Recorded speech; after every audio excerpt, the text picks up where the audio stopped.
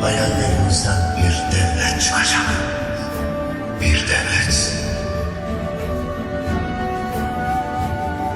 Sana söz veriyorum baba. Hayıların devleti, cümle avuçlardaki gazilerin sancakları altına kustukları, mazlumların sığınağı, gariplerin koruma olacak.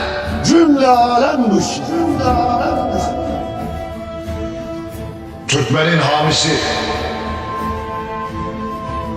Ali Selçuklu'nun uçbeyi, Ertuğrul Gazioğlu Osman Bey. Çakalların hükmü Kurtlar ayağa kalkana kadardır. ki adımızı cümle cihan verecek. Korkacaklar, titreyecekler. Belki de yüzyıllar boyunca var olacağız. Ama kader,